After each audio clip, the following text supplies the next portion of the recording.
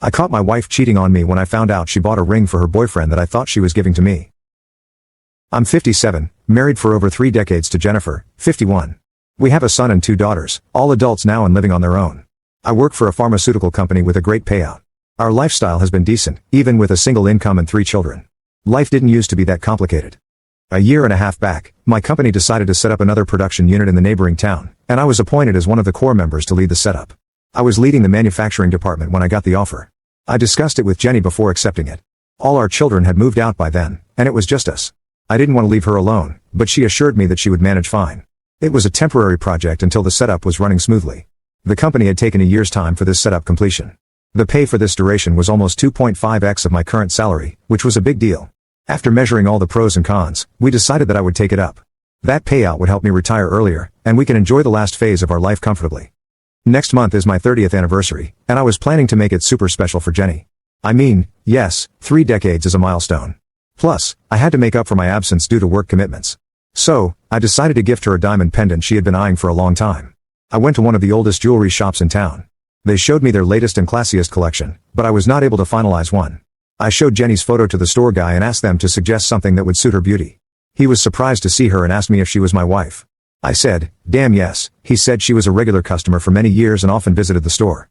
I said, yeah, I know. That's why I came to the shop. I asked him if there was anything else because the way he reacted didn't seem like a happy surprise. He apologized for his reaction and said, no, I wasn't expecting Jenny to be your wife. I've never seen you accompanying her.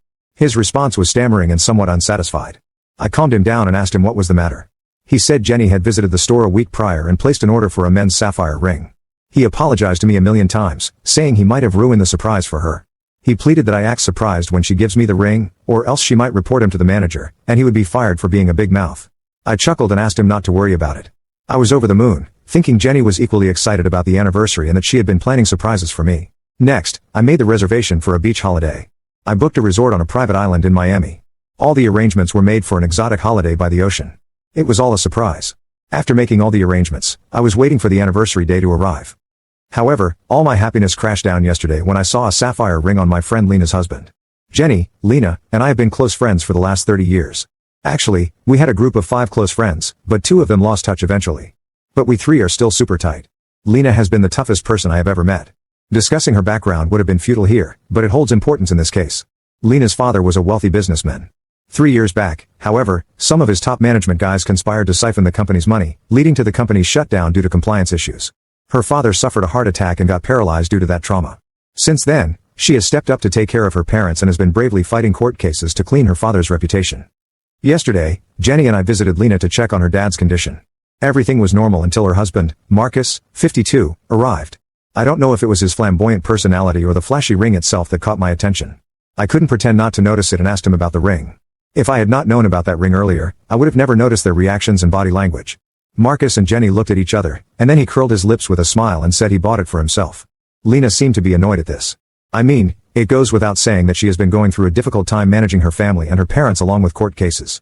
And in that situation, her husband is spending bombs on a ring and that too for himself. Oh yeah, one more thing. Marcus used to work at Lena's father's company, and ever since the company went bankrupt, he's been a lazy person sucking onto her income. Now that I know the reality that the ring was gifted by my lovely wife, it makes the situation even worse. Why would she give such expensive gifts to Lena's husband without anyone knowing? There has to be something.